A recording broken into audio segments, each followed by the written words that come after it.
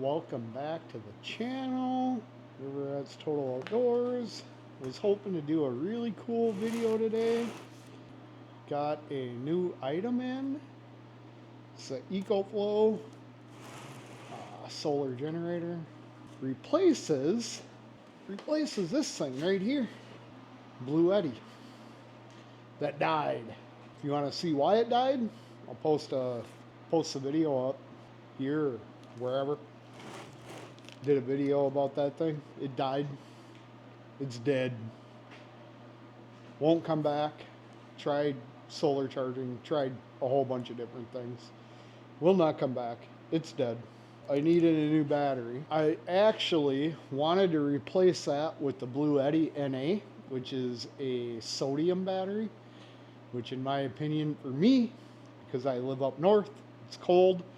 I'm actually going to use this thing in the cold. Probably would have been better in the long run for me to do that. But I have a thing about not replacing a dead Blue Eddy with another Blue Eddy because I'm kind of pissed off that thing's dead. And on top of that, this was on a President's Day sale. Obtained it for $3.99, I think, which is honestly more than what these things are worth in my opinion. But let's go over what it is. Open it up and take a look.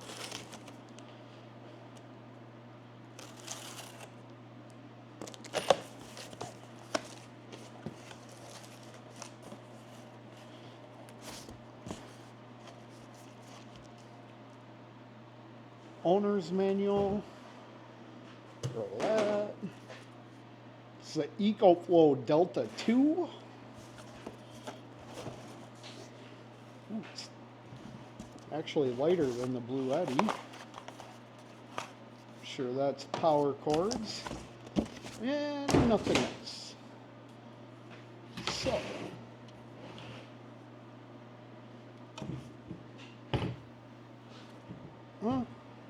it's a little bit lighter, not much.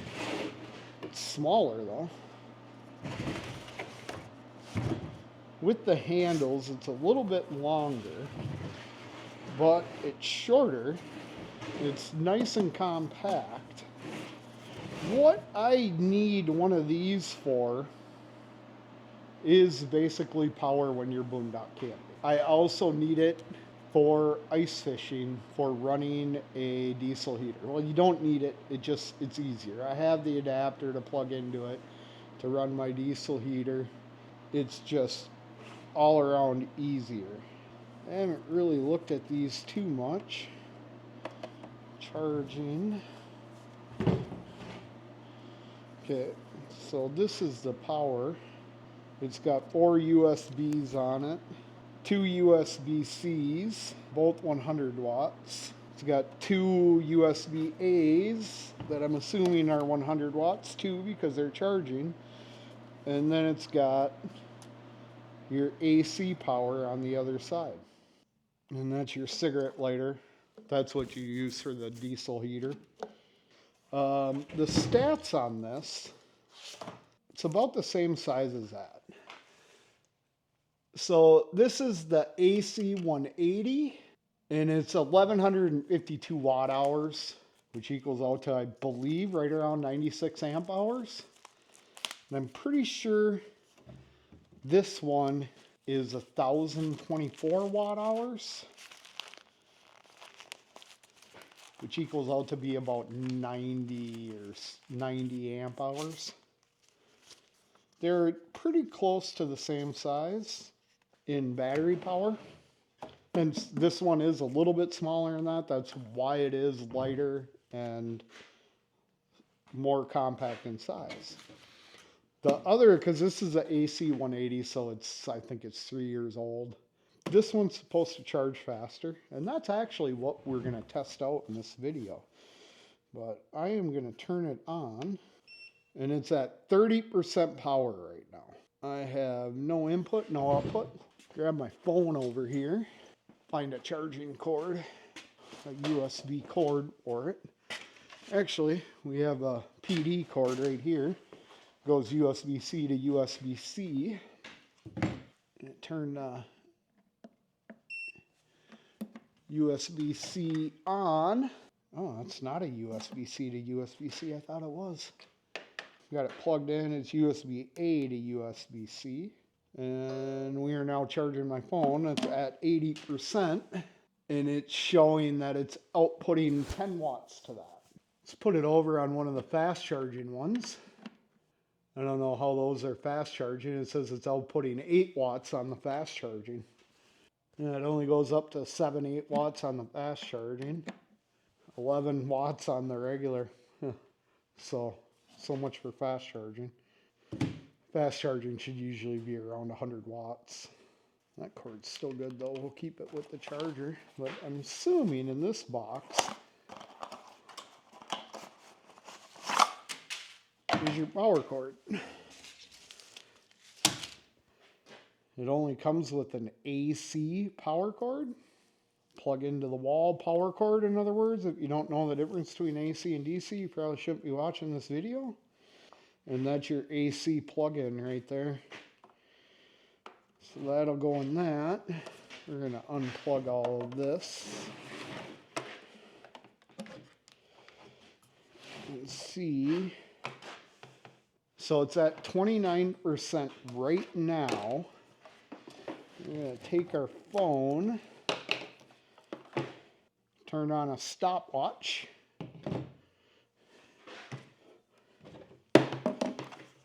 and see how long this takes to get to 100%.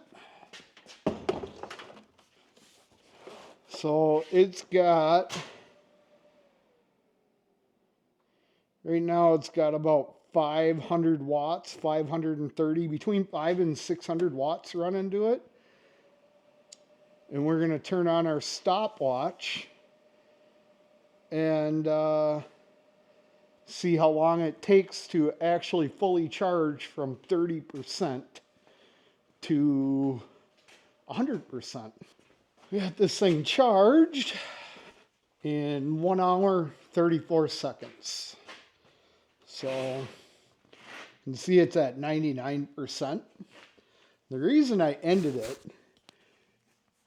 is because these things, it's not that they charge weird. I heard Elon explain it once. It's like to get over that 98%, it's like trying to find a parking spot in a full parking lot. Like there's less places for it to put the power. Where, yeah, like we were at 29% battery, it went from 29 to in the 90s pretty freaking quick. The highest wattage that I seen it accepting was 1200 watts, which is pretty high for even for an AC plug-in. I'm pretty happy with the 1 hour to charge from 29%. I think that's faster than that thing. I can't remember because it hasn't worked in a year. So overall happy with this. I did actually read the manual, which is taboo. In order to charge it from a car, use that port right there. I do believe that is the port that you use to charge from a car. There's a cigarette lighter plug-in, so you need cigarette lighter to cigarette lighter to plug it in a car. The 4Runner has a 400 watt inverter. So basically if it's in the 4Runner getting charged, it would get charged from the 400 watt converter. I have solar panel, kind of a universal one. It would get plugged into, I do have the plugins for the EcoFlow on here. It gets plugged in right there. Obviously we're inside and even under the lights, the solar doesn't get any power from the lights. Not how it works. Works in direct sunlight. So I would have to take it outside and check that. But that's a 100 watt solar panel. Minnesota in the winter, you're probably lucky to get 20 watts out of it. But this little box right here should run the diesel heater for a full night. So if I did ice camping, it would be good to go for that. The other thing I'm going to power with this is like my camera recharge stuff like that when I am camping to shoot a video. I do not use a powered refrigerator when I go camping. I use a good old cooler. I have a system for that. I think a refrigerator is a waste of money. I use one in my semi, the same one that I've used for camping. It works great in the semi. I run a lot more power in the semi. I have it powered right now. I actually always have it on. I also have 400 amp an hour backup battery in the semi, just as my sleeper batteries. So it'll run on that for, I want to say, a week. I generally don't let it, if I'm sitting that long, I do unplug it and stuff, but they draw too much power for camping. There's coolers are pretty good these days. You can use ice blocks. There's ways to get water out of the cooler, like where you're not worried about water. I use a regular cooler when I'm camping, so I don't use this. This is strictly for basically laptop. And the reason I need my laptop is that I'm gone for a while shooting video. I do not have enough SD cards to have 4K storage in all my SD cards. If you're shooting a week-long camping video where you're shooting every day, like like a normal week-long trip where we're off-roading, going to different locations, shooting video of it, and I don't do big production style YouTube videos. My videos are a lot less in depth. I'm not running 4 or 5 cameras at once. Well, sometimes I am, but usually. On my last big trip, it was Colorado and then Moab, and it was over a week. 3 terabytes of data is what I ended up with for video. You can go and check those videos out, but 3 terabytes that was all shot in 4K. I have 5 different 4K cameras, and that's all I shoot in, because I shoot video for me. When I want to relive the cool moments from traveling, I want to see it like we saw it in 4K. So that's why I shoot 4K. So you need to power, if you're even 3 days, you're still going to end up with a little bit under a terabyte of information for a 3-day camping. If I'm shooting a lot of video, which I usually do because I love shooting video, but so that's what this is basically for in camping is my computer and to charge all my stuff, camera batteries, that kind of stuff. I don't use it to power a fridge. This thing would power a decent sized fridge for 1 night of camping, and that's it. You're going to have to figure out a way to charge it either through running your car, solar, or if you have a powered campsite, plugging it into camp power, which kind of defeats the purpose of camping. I don't generally go to an improved campsite with power to plug into. So I see refrigerators as a complete waste of money for camping. This is my video on starting up the EcoFlow Delta 2. The EcoFlow Delta 2. I'm pretty excited for it. I hope it don't crap out like the Blue Eddy. I'm not real good. The one thing about these that I need to state is they have a BMS system, battery monitoring system in them that uses power. You have to recharge it. That's how that died. I figured if I wasn't using it, I could just set it inside and it'd be good. And they're not. They'll kill themselves, which is a ridiculous notion for backup power. It should not be monitoring itself if it's just sitting there. Everything should shut down. There's absolutely no reason for any of these, which they all have, is to have a battery monitoring system that just shuts off and does not draw power. But none of them have it. They all have that system. So if you know of one that has a BMS system that'll just shut itself off and sit there, leave it down in the comments, because that's a power station you want. They advertise these as backup power. To me, backup power means that, like, this is charged at 99%.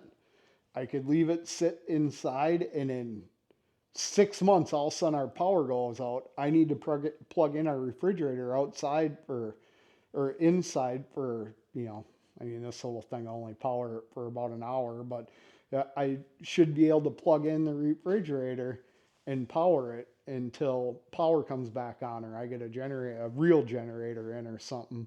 But if you just let this sit for 6 months, it's sitting there dead. Backup power means backup power.